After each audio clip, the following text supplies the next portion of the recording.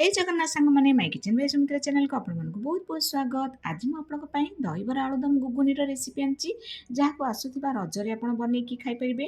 ବହୁତ ହି ସଫ୍ଟ ଆଉ ବହୁତ ହି ଟେଷ୍ଟି ହେଇଛି ଆଉ ବହୁତ ଇଜି ପ୍ରୋସେସରେ ବତେଇଛି ସାଙ୍ଗମାନେ। ମୋର ଆଶା ଆପଣ ଭିଡ଼ିଓକୁ ଦେଖିକି ନିଶ୍ଚିତ ବୁଝିପାରିବେ।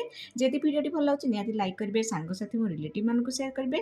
ଯଦି ଚ୍ୟାନେଲକୁ ଏପର୍ଯ୍ୟନ୍ତ ସବସ୍କ୍ରାଇବ୍ କରିନାହାନ୍ତି ତାହେଲେ ସବସ୍କ୍ରାଇବ୍ କରିଦେବେ ଏବଂ ସବସ୍କ୍ରାଇବ୍ ବଟନ୍ ପାଖରେ ଥିବା ଛୋଟ ବେଲ୍ ଆଇକନ୍କୁ ପ୍ରେସ୍ କରିଦେବେ, ଯାହାଦ୍ୱାରା ମୋର ସବୁ ନୂଆ ଭିଡ଼ିଓର ନୋଟିଫିକେସନ୍ ଆପଣଙ୍କ ପାଖରେ ସର୍ବପ୍ରଥମେ ପହଞ୍ଚିପାରିବ। ତ ଚାଲନ୍ତୁ ତାହେଲେ ଏଇ ଦହିବରା ଆଳୁଦମ ଗୁଗୁନିର ପ୍ରିପାରେସନ୍ କରିବା। ସେଥିପାଇଁ ମୁଁ ଦେଖନ୍ତୁ ଏଇଠି ପିଆଜ ନେଇଯାଇଛି 5ଟି କାଟିକି, ତାପରେ ଏଇଠି ଗୁଗୁନିକୁ ମାନେ ଚଣା ଗୁଗୁନି କରିବା ପାଇଁ ସେଇଟା ବି ବଏଲ୍ କରିକି ରଖିଦେଇଛି। ଆଉ ଏଇଠି ଆଳୁ ନେଇଯାଇଛି, ଆଳୁ ବି ମୁଁ ଏଇଠି 5ଟି ଆଳୁକୁ ଏମିତି ବଡ଼ ସାଇଜ୍ର ଆଳୁକୁ ଏମିତି ସିଝେଇ ଦେଇଛି ଚୋପା ଛଡ଼େଇକି, ତାକୁ ବି ଗୋଟେ ବାଉଲ୍ରେ ରଖିଦେଇଛି। ତ ସବୁ ଆପଣ କରିବା ପୂର୍ବରୁ ପୁରା ରେଡ଼ି କରିଦେଇଥିବେ। ତ ପିଆଜ ଏଇଠି କଟା ହେଲା 5ଟି, ଟମାଟୋ ବି ମୁଁ ଏଇଠି 5ଟି କାଟିଛି, ଟିକେ ବଡ଼ ସାଇଜ୍ର କାଟିକି ପୁରା ପିସ୍ ପିସ୍ କରି ରଖିଦେଇଛି। ଆଉ ଏଇଠି ଚପରରେ ମୁଁ ଧନିଆ ପତ୍ର, ପିଆଜ 2ଟି ଏବଂ କଞ୍ଚା ଲଙ୍କା 5ରୁ 6ଟି ଚପ୍ କରିକି ପୁରା ରଖିଛି। ତ ତାହେଲେ ଚାଲନ୍ତୁ ଆମେ ସବୁ ଅନ୍ୟ ପ୍ରସ୍ତୁତି କରିବା। ଏଥିପାଇଁ ପ୍ରଥମେ ଆମେ ଦହିବରା କରିବା। ତ ଦହିବରା ପାଇଁ ମୁଁ ଏଇଠି ଗୋଟେ ବାଉଲ୍ ଦହିବରା ପାଇଁ ବିରି ବତୁରେଇ ଦେଇଥିଲି 4ରୁ 5 ଘଣ୍ଟା। ଏଇଟା ଭଲ ଭାବରେ ଭିଜି ଯାଇଛି, ମୁଁ ଆପଣଙ୍କୁ ହାତରେ ବି ଦେଖାଉଛି ପ୍ରେସ୍ କରିକି ଏଇଟା ଖଣ୍ଡ ହେଇଯାଉଛି, ତାହେଲେ ଆପଣଙ୍କର ବିରିଟା ଭଲ ଭାବରେ ଭିଜି ଯାଇଛି। ତ ପାଣିକୁ ଷ୍ଟ୍ରେନ୍ କରିକି ଆମେ ଗ୍ରାଇଣ୍ଡର ଜାର୍ରେ ବିରିକୁ ଦେଇଦେବା। ଏହାକୁ ଭଲ ଭାବରେ ଫାଇନ୍ ପେଷ୍ଟ କରିକି ଆମେ କ'ଣ କରିବା, ଗ୍ରାଇଣ୍ଡିଙ୍ଗ କରିକି ଗୋଟେ ବାଉଲ୍ରେ ରଖିଦେବା। ତ এই ପେଷ୍ଟକୁ ଆମେ ଲଗାତାର କଣ୍ଟିନ୍ୟୁ ଏମିତି ପୁରା ଫେଣ୍ଟିବା ଯେ ପର୍ଯ୍ୟନ୍ତ ଏଇଟା ହାଲକା ନ ହେଇଛି। ତ ଏମିତି କଣ୍ଟିନ୍ୟୁ ଆପଣ ଗୋଟେ ଡାଇରେକ୍ସନରେ ଏମିତି ଫେଣ୍ଟିବେ। ଯଦି ହାତରେ ଫେଣ୍ଟି ପାରୁନାହାନ୍ତି ତାହେଲେ ହ୍ୱିସ୍କରରେ ବି ଆପଣ ଫେଣ୍ଟି ପାରିବେ। ତ ଏମିତି ଲଗାତାର 5ରୁ 10 ମିନିଟ୍ ଆପଣ ଭଲ ଭାବରେ ସଫ୍ଟ ହେଲା ପର୍ଯ୍ୟନ୍ତ, ପୁରା ହାଲକା ହେଲା ପର୍ଯ୍ୟନ୍ତ ଆପଣ ପୁରା ଫେଣ୍ଟି ଚାଲିବେ। ଫେଣ୍ଟି ସାରିଲା ପରେ ସାଙ୍ଗମାନେ ଆପଣ ଏଇ ମାନେ ଆପଣ ଫେଣ୍ଟିବାଟା ପରଫେକ୍ଟ ହେଇଛି ନା ନାହିଁ ଆଉ ପୁରା ହାଲକା ହେଇଛି ନା ଆପଣ କେମିତି ଜାଣିବେ? ତ ପ୍ରଥମେ ଆମେ ଟେଷ୍ଟ ଗୋଟେ କରିବା। କେମିତି ନା, ପ୍ରଥମେ ଆମେ ପାଣି ନେବା ଗୋଟେ ବାଉଲ୍ରେ, କାଚ ବାଉଲ୍ରେ ପାଣି ନେବା ବା ଯେଉଁଟାରେ ବି ଆପଣ ପାଣି ନେବେ। ତ ପାଣି ନେଇସାରିଲା ପରେ ଏଥିରୁ ଅଳ୍ପ ଟିକେ ଆମେ କ'ଣ କରିବା, ଏଇ ପାଣିରେ ପକାଇବା। ଯଦି ଆପଣଙ୍କର ଏଇ ବିରି ବଟାଟି ମାନେ ଉପରେ ଭାସୁଛି ତାହେଲେ ଆପଣଙ୍କର ଫେଣ୍ଟାଟି ମାନେ ଠିକ୍ ହେଇଛି। ଯଦି ତଳେ ବୁଡ଼ି ଯାଉଛି ତାହେଲେ ଆପଣଙ୍କୁ ଆଉ ଥରେ ଫେଣ୍ଟିବାକୁ ପଡ଼ିବ। ତ ଏଇଟା ମୋର ପାଣିରେ ଭାସୁଛି, ତ ଆମର ପରଫେକ୍ଟ ହେଇଛି ମାନେ ବିରି ବରା କରିବା ପାଇଁ। ତ ଏଇଠି ଆମେ ଦେଇଦେବା ଜିରା ଗୋଟେ ଦେଇଦେଇଛି ଚାମଚ ଗୋଟା ଜିରା, ତାପରେ ଧନିଆ, କଞ୍ଚା ଲଙ୍କା ଆଉ ପିଆଜକୁ ଯେଉଁ କ୍ରସ୍ କରି ରଖିଥିଲି ସେଇଟା ଦେଇଦେଇଛି ଗୋଟେ ଚାମଚ। ତାପରେ ଏଇଠି ମୁଁ ଦେଇଦେଇଛି ଲୁଣ ଟେଷ୍ଟ ହିସାବରେ। ଏସବୁକୁ ଭଲ ଭାବରେ ଆଉ ଥରେ ମିକ୍ସ କରିବା। ଏମିତି ଭଲ ଭାବରେ ଆମର ବିରି ବଟାରେ ଭଲ ଭାବରେ ଯେମିତି ମିକ୍ସ ହେବ। ତ ମିକ୍ସ କରିସାରିଲା ପରେ ଆମେ କ'ଣ କରିବା, ଏଇଟାକୁ ଗୋଟେ ସାଇଡ଼୍କୁ କରିଦେବା। ତ ଏଇଠି ଦେଖନ୍ତୁ ମୁଁ ପାଣି ଗୋଟେ ଗିନାରେ ନେଇଛି, ଆଉ ପାଣି ହାତ ହେଇକି ଆମେ ବିରି ବରା କରିବା। ତ ଏମିତି ପାଣି ହାତ ବୁଡ଼େଇକି ଆପଣ କ'ଣ କରିବେ, ଗୋଟେ ବଲ୍ ଆକାର ନେବେ ଆଉ ମଝିରେ ଏମିତି ହୋଲ୍ କରିବେ। ତା ଆଗରୁ ଆପଣ ଗ୍ୟାସ୍ରେ ତେଲ ଗରମ କରିସାରିଥିବେ। ତେଲ ପୁରା ହାଇ ଫ୍ଲେମ୍ରେ ଥିବ। ଆପଣ ଏମିତି ଗୋଟେ ଗୋଟେ କରିକି ପାଣି ହାତ ବୁଡ଼ଉଥିବେ ଆଉ ଏମିତି ହାତରେ କରିକି ମଝିରେ ହୋଲ୍ କରିକି ଆପଣ ଏମିତି ପକାଇବେ ଯେତିକି ଆପଣଙ୍କର ମାନେ କରେଇରେ ରହୁଛି। ତ ମୁଁ ଏଇଠି ପ୍ରଥମେ 4ଟି ପକାଇ ଦେଇଛି। ପକାଇ ସାରିଲା ପରେ ଗୋଟେ ସାଇଡ଼୍ ହେଲା ପରେ ତାପରେ ଆର ସାଇଡ଼୍କୁ ଆପଣ ଓଲଟେଇବେ। ଏମିତି 2ରୁ 3 ଥର ଆପଣ ଓଲଟେଇ ସାରିଲା ପରେ ଆପଣଙ୍କର ବରାଟି ପରଫେକ୍ଟ ହେଇଯିବ। ତ ଦେଖନ୍ତୁ ମୋର କେତେ ବଢ଼ିଆ ସେଫ୍ ହେଇଛି ଆଉ କେତେ ବହୁତ ବଢ଼ିଆ କ୍ରିସ୍ପି ହେଇଛି। ମୁଁ ଆପଣଙ୍କୁ ଦେଖେଇବି କେତେ ସଫ୍ଟ ହେଇଛି ଆଗକୁ। ତ ଏବେ ଆମେ ଛାଣିକି ଥଣ୍ଡା ପାଣିରେ, ନର୍ମାଲ୍ ଥଣ୍ଡା ପାଣିରେ, ତ ସେଇଥିରେ ଆମେ କ'ଣ କରିବା ନା, ବିରି ଯେଉଁ ଆମେ ମାନେ ବରା ଗୁଡ଼ା କରିଥିଲେ ଛାଣିକି ପକାଇଦେବା। ତ ସେଇଠି ଆମେ ତାପରେ ଏଇଠି ଏବେ ଆଳୁଦମ କରିବା। ସେଥିପାଇଁ ସୋରିଷ ତେଲ ନେଇଯାଇଛି 3 ଟେବୁଲ୍ ସ୍ପୁନ୍, ତାପରେ 3ଟି ତେଜପତ୍ର, ଜିରା 1 ଟେବୁଲ୍ ସ୍ପୁନ୍ ଆଉ ଡାଲଚିନି ଖଣ୍ଡେ ନେଇଛି। ତାପରେ ଏସବୁକୁ ଭଲ ଭାବରେ ଭାଜିବା। ତା ପୂର୍ବରୁ ଏଇଠି ଆମେ ଚିନି ବି ମୁଁ ଭୁଲି ଯାଇଥିଲି 1 ଚାମଚ ଦେଇଛି। ତ ଚିନିଟି ଭଲ ଭାବରେ ମେଲ୍ଟ ହେଇସାରିଲା ପରେ ଏଇଠି ପିଆଜ ମୁଁ କାଟିଛି 4ଟି ପିଆଜ, 4ଟିକୁ ଯେଉଁ କାଟିଥିଲେ ସେ ପିଆଜକୁ ମାନେ ଦେଇଦେବା। ଆଉ ଗୋଟେ ସାଇଜ୍ର ପିଆଜକୁ ଆମେ ସାଇଡ଼୍ରେ ରଖିଦେବା, ଯେଉଁଟାକି ଆମେ ମାନେ ପ୍ରିପାରେସନ୍ କଲା ପରେ ଦହିବରା ସେଥିରେ ୟୁଜ୍ କରିବା। ଏଠି ମୁଁ ରସୁଣ ଅଦା ପେଷ୍ଟ ନେଇଯାଇଛି, ଏଇଥିରେ ମୁଁ ଦେଇଦେଇଛି। ତ ଦେଇକି ଏଟାକୁ ଭଲ ଭାବରେ କଷିବା। ପିଆଜଟି କଷି ହେଇସାରିଲା ପରେ ଏଇଟାକୁ ବି ଭଲ ଭାବରେ କଷିବା ଯେପର୍ଯ୍ୟନ୍ତ ଏହାର କଞ୍ଚା ସ୍ମେଲ୍ ଯାଇନି। ତାପରେ ଏଇଠି ଆମେ ଟମାଟୋ କାଟିଥିଲେ, ଟମାଟୋକୁ ବି ଏଥିରେ ଏଡ଼୍ କରିଦେବା।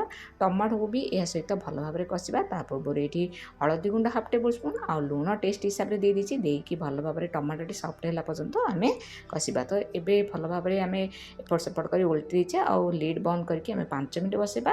ତାପରେ ପୁଣି ଲିଡ୍ ଖୋଲିକି ଆମେ ଭଲ ଭାବରେ ମିକ୍ସ କରିବା। ଆଉ ଦେଖନ୍ତୁ ଏଇ ମସଲା ଯେହେତୁ ମୁଁ ଅଧିକା ନେଇଥିଲି ସେଥିପାଇଁ ଏହାର ଅଧା କାଢ଼ି ଦେଇଛି ଗୁଗୁନି କରିବା ପାଇଁ। ତ ଏବେ ଦେଖନ୍ତୁ ଏହାକୁ ଆଉ ଟିକେ ପ୍ରେସ୍ କରିଦେବା। କରିସାରିଲା ପରେ ଏଇଠି ମୁଁ ଗରମ ମସଲା ଦେଇଦେଇଛି, ତାପରେ ଏଇଠି କାଶ୍ମୀର ରେଡ୍ ଚିଲି ପାଉଡ଼ର ଦେଇଦେଇଛି, ତାପରେ ମସଲା 1 ଟେବୁଲ୍ ସ୍ପୁନ୍ ଦେଇଦେଇଛି। ଏସବୁ ମସଲା ଦେଇସାରିଲା ପରେ ଏହାକୁ ଭଲ ଭାବରେ କଷିବା, ତାର କଞ୍ଚା ସ୍ମେଲ୍ ଗଲା ପର୍ଯ୍ୟନ୍ତ ଭଲ ଭାବରେ ଆମେ ମସଲାକୁ କଷିବା। ତାପରେ ଏଇଠି ଆମେ ଆଳୁ ବଏଲ୍ କରି ରଖିଥିଲେ ତାକୁ ଛୋଟ ଛୋଟ ପିସ୍ କରି ଛୁରୀରେ କାଟି ଦେଇଛି, ତାକୁ ଏବେ ଏଥିରେ ଏଡ଼୍ କରିଦେବା। କରିକି ଭଲ ଭାବରେ ଏହାକୁ ମିକ୍ସ କରିବା ଯେମିତି ମସଲା ସହିତ ଏ ଆଳୁ ଆମର ଭଲ ଭାବରେ ମିଶିଯିବ। ତାପରେ ଆମେ କ'ଣ କରିବା, ଭଲ ଭାବରେ ମିକ୍ସ କଲା ପରେ ଟିକେ 5 ମିନିଟ୍ ଏମିତି ଘୋଡ଼େଇକି ବସେଇବା। ତାପରେ 5 ମିନିଟ୍ ପରେ ଆମେ ଏଥିରେ ଗରମ ପାଣି ଦେବା। ତ ଗରମ ପାଣି ମୁଁ ଆଗରୁ କରିକି ରଖିଥିଲି, ଗରମ ପାଣିକୁ ଆପଣ ଏଡ଼୍ କରିବେ। ବିଲକୁଲ ବି ଥଣ୍ଡା ପାଣି ଏଥିରେ ୟୁଜ୍ କରିବେନି। ଗରମ ପାଣି ମୋତେ ଯେତିକି ଦରକାର 2 ଗ୍ଲାସ୍ ମୁଁ ଦେଇଦେଇଛି, ଆଉ ଏଥିରେ କସ୍ତୁରୀ ମେଥି ମୁଁ ଦେଇଦେଇଛି। ଦେଇକି ଭଲ ଭାବରେ ମିକ୍ସ କରିଦେବା। ତାପରେ ଏଇଟା ଘୋଡ଼େଇକି ଆମେ ଆଉ ପାଣିଟା ଫୁଟିଲା ପର୍ଯ୍ୟନ୍ତ ଆମର ବସେଇବା। ତ ଦେଖନ୍ତୁ ଏବେ ଝୋଳ ଆମର ବହୁତ ଭଲ ଭାବରେ ଫୁଟିଗଲାଣି। ଏଥିରେ ଧନିଆ ପତ୍ର ଲାଷ୍ଟରେ ଦେଇକି ଆମର ପ୍ରସ୍ତୁତି ହୋଇଗଲା ଆମର ଆଳୁଦମ୍। ଏବେ ଚାଲନ୍ତୁ ଗୁଗୁନିର ପ୍ରସ୍ତୁତି କରିବା। ଯେଉଁ ମସଲା ନେଇଥିଲେ ସେଥିରେ ମୁଁ ଆଉ ଟିକେ ଦେଇଦେଇଛି ଭେର୍ସୁଙ୍ଗା ପତ୍ର ବା ଭୃଷଙ୍ଗ ପତ୍ର, ଆପଣ ଯାହା ବି କୁହନ୍ତି, କ'ଣ କହୁଛନ୍ତି ମୋତେ କମେଣ୍ଟ ମାଧ୍ୟମରେ ନିଶ୍ଚିତ ଜଣାଇବେ। ଆଉ ଏଇଠି ମୁଁ ଦେଇଦେଇଛି ଆମର କିଚେନ୍ କିଙ୍ଗ ମସଲା, କାଶ୍ମୀର ରେଡ୍ ଚିଲି ପାଉଡ଼ର, ହଳଦୀ ଗୁଣ୍ଡ ଆଉ ଲୁଣ ଟେଷ୍ଟ ହିସାବରେ। ଏସବୁକୁ ଦେଇକି ଆମେ ଭଲ ଭାବରେ ମିକ୍ସ କରିବା ମସଲା ସହିତ। ତାପରେ ଏଇଠି ଆମେ ଯେଉଁ ଗୁଗୁନି ଚଣାକୁ ବଏଲ୍ କରି ରଖିଥିଲେ ସେଥିରେ ମୁଁ ଏଡ଼୍ କରିଦେଇଛି। କରିକି ଆମେ ଭଲ ଭାବରେ ଏହାକୁ ମିକ୍ସ କରିବା। ତାପରେ ଏହାକୁ ପାଣି ଦେବା। ତ ଏମିତି ମସଲାଟା ଭଲ ଭାବରେ ଆମେ ଚଣା ସହିତ ମିଶାଇ ସାରିଲା ପରେ ଏଠି ଆମେ ପାଣି ଏଡ଼୍ କରିଦେବା। ତ ଦେଖନ୍ତୁ ମୁଁ ପାଣି ଏଠି ଦେଇଦେଇଛି 1 ଗ୍ଲାସ୍ ହେଲା ଭଳିଆ। ତ ଏଇଟା ଟିକେ ପାଣିଆ ଅଛି, ଆପଣଙ୍କର ଏଇଟା ପୁରା ବଏଲ୍ ହେଲା କି ଥଣ୍ଡା ହେଲା ପରେ ଏଇଟା ଟିକେ ପୁରା ବସିଯିବ, ବହଳିଆ ହେଇଯିବ। ଏବେ ଲିଡ୍ ବନ୍ଦ କରିକି ଆମେ 10 ମିନିଟ୍ ବସେଇବା। ଦେଖନ୍ତୁ 10 ମିନିଟ୍ ପରେ ମୁଁ ଲିଡ୍ ବାହାର କରିକି ଦେଖୁଛି।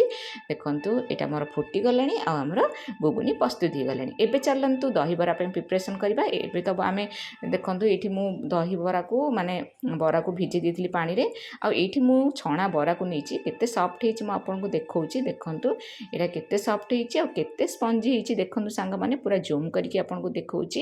ଏଇଟା ଯେତେବେଳେ ଆମେ ଖାଲିରେ ଛଣା ଯାକ ଏମିତି ସଫ୍ଟ ହେଇଛି, ତ ପାଣିରେ ପକାଇକି ଯଦି ଦହିବରାରେ ପକାଇଲେ ପୁରା ରସଗୋଲା ଭଳିଆ ଆପଣଙ୍କୁ ମୁଁ ପିସ୍ କରିକି ମଧ୍ୟ ଦେଖେଇବି, ପୁରା ଜୁମ୍ କରିକି। ଏଠି ଦହି ନେଇଯାଇଛି ଗୋଟେ ବାଉଲରେ ନେଇକି ଏହାକୁ ଭଲ ଭାବରେ ହୁଇସ୍କରେ ମିକ୍ସ କରିଦେବା। ଯେପର୍ଯ୍ୟନ୍ତ ଏହାର ଲମ୍ପସ୍ ଯାଇନି ପୁରା ଭଲ ଭାବରେ ମିକ୍ସ କରିବା। ତ ଗୋଟେ ଡାଇରେକ୍ସନରେ ଆପଣ 10ରୁ 15 ମିନିଟ୍ ଏମିତି ମିକ୍ସ କରିବେ। ତ ମିକ୍ସ କଲା ପରେ ଆମେ ଏଥିରେ ପାଣି ଏଡ଼୍ କରିଦେବା। ତ ଯେତିକି ଦହି ନେଇଥିବେ ସେତିକି ପାଣି ଆପଣ ଦେବେ, ଯେହେତୁ ଆମର ଦହିବରାରେ ଟିକେ ପାଣିଆ ଥାଏ। ତ ଏଇଠି ମୁଁ ଯେଉଁ ଚପ୍ କରି ରଖିଥିଲି ଧନିଆ ପତ୍ର, ପିଆଜ, କଞ୍ଚା ଲଙ୍କାକୁ ଦେଇଦେଇଛି। ଏଇଠି ବ୍ଲାକ୍ ସଲ୍ଟ ଦେଇଦେଇଛି। ତାପରେ ଏଇଠି ଆମର ସଇଁଧବ ଲୁଣ ଦେଇଦେଇଛି ଆଉ ଚିଲି ଫ୍ଲେକ୍ସ ଦେଇଦେଇଛି 1 ଟେବୁଲ୍ ସ୍ପୁନ୍। ଦେଇକି ଭଲ ଭାବରେ ଏହାକୁ ମିକ୍ସ କରିବା। ତାପରେ ଲାଷ୍ଟରେ ମୁଁ ଏଇଠି ଚାଟ୍ ମସଲା ବି 1 ଟେବୁଲ୍ ସ୍ପୁନ୍ ଏଡ଼୍ କରିଦେଲି। ଭଜା ଜିରା ପାଉଡ଼ର ବି ଏଡ଼୍ କରିଛି। ତ ଏସବୁକୁ ଦେଲା ପରେ ଆମେ ଫୁଟଣ କରିଛେ। ତ ଏଇଠି ମୁଁ ତଡ଼କା ଗୋଟେ ଦେଇଦେଇଛି, ଜିରା, ସୋରିଷ ଏବଂ ଶୁଖିଲା ଲଙ୍କା, ଭୃଷଙ୍ଗ ପତ୍ରର। ତ ଏସବୁକୁ ଦେଲା ପରେ ଭଲ ଭାବରେ ଆମେ ବେଲାରେ ମିକ୍ସ କରିଦେବା। ତ ଆମର ତ ଦହି ବରା ପାଇଁ ଆମର ଛୁଙ୍କ ପ୍ରସ୍ତୁତି ହୋଇଗଲା। ଏବେ ଆମେ କ'ଣ କରିବା ନା, ଏ ଯେଉଁ ବରାକୁ ଆମେ ଯେଉଁ ପାଣିରେ ଭିଜେଇକି ରଖିଥିଲେ ତାକୁ ଏବେ କ'ଣ କରିବା, ହାତରେ ଏମିତି ଟିକେ ପ୍ରେସ୍ କରିଦେବା, ଯାହାଦ୍ୱାରା କି ଏକ୍ସଟ୍ରା ପାଣି ଥିବ ସେଗୁଡ଼ାକ ବାହାରିଯିବ। ତ ଏମିତି ହାତରେ ପ୍ରେସ୍ କରିକି ଆପଣ କ'ଣ କରିବେ ନା, ଏକ୍ସଟ୍ରା ପାଣି ଗୁଡ଼ା ବାହାର କରିକି ବରା ଗୁଡ଼ାକୁ ଆପଣ ଦହି ପାଣିରେ ଛାଡ଼ିଦେବେ। ତ ଏମିତି ଭାବରେ ଦେଖନ୍ତୁ ମୁଁ ସବୁଗୁଡ଼ା ଦେଇଦେଇଛି। ଆଉ କେତେ ସୁନ୍ଦର ଦେଖାହେଇଛି, ଯେତେ ସୁନ୍ଦର ଦେଖାହେଇଛି ନା ସାଙ୍ଗମାନେ ସେତେ ବଢ଼ିଆ ଟେଷ୍ଟି ହେଇଛି। ତ ଚାଲନ୍ତୁ, ଏବେ ତ ଆମର ଷ୍ଟଲ୍ ବସିଲାଣି।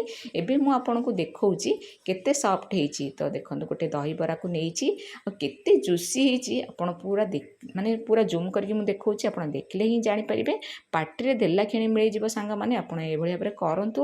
ଆଉ କେମିତି ଲାଗିଲା ମୋତେ କମେଣ୍ଟ ମାଧ୍ୟମରେ ନିଶ୍ଚିତ ରୂପେ ଜଣାଇବେ। ବହୁତ ଇଜି ପ୍ରୋସେସ୍ ବତେଇଛି। ମୋର ଆଶା ଆପଣ ଦେଖିକି ନିଶ୍ଚିତ ବୁଝିପାରିବେ। ଯଦି ଭିଡ଼ିଓଟି ଭଲ ଲାଗୁଛି ନିହାତି ଲାଇକ୍, ସେୟାର ଆଣ୍ଡ ସବସ୍କ୍ରାଇବ୍ କରିବେ। ତ ଚାଲନ୍ତୁ ପ୍ଲେଟିଂ କରିବା। ତ ଗୋଟେ ପ୍ଲେଟ୍ରେ 4ଟି ବରା ନେଇଯାଇଛି, ଗୁଗୁନି ପ୍ରଥମେ ଦେଇଦେଇଛି, ତାପରେ ଏଇଠି ଆଳୁଦମ୍କୁ ଦେଇଦେଇଛି। ତ ଆଳୁଦମ୍କୁ ଦେଇସାରିଲା ପରେ ଏଇଠି ଆମେ ଯେଉଁ ଚପ୍ କରି ରଖିଥିଲେ ପିଆଜ, କଞ୍ଚା ଲଙ୍କା, ଧନିଆ ପତ୍ର ତାକୁ ଦେଇଦେଇଛି। ମୁଁ କିଛି ବ୍ଲାକ୍ ସଲ୍ଟ ଉପରେ ପକାଇ ଦେଇଛି। ତାପରେ ଏଇଠି ମୁଁ ଦେଇଦେଇଛି ଭଜା ଜିରା ପାଉଡ଼ର। ତାପରେ ଏଇଠି ଦେଇଦେବା ସେଉ, ଏ ଚାରିପଟେ ମୁଁ ଦେଇଦେଇଛି ସେଉକୁ ଦେଇସାରିଲା ପରେ ଏଇଠି ଆମେ ପିଆଜ ଦେଇଦେବା, କଞ୍ଚା ପିଆଜ କିଛି ଦେଇସାରିଲା ପରେ ଧନିଆ ପତ୍ରକୁ ଏଡ଼୍ କରିଦେବା। ତାପରେ ଏଇଠି ଆମେ ଦହି ପାଣି ଏଡ଼୍ କରିଦେବା। ତ ବହୁତ ବଢ଼ିଆ ଟେଷ୍ଟି ଲାଗିବ ସାଙ୍ଗମାନେ। ଆଉ ଯଦି ଭିଡ଼ିଓଟି ଭଲ ଲାଗୁଛି ନିଶ୍ଚୟ ଲାଇକ୍, ସେୟାର, ସବସ୍କ୍ରାଇବ୍ କରିଦେବେ। ଜୟ ଜଗନ୍ନାଥ।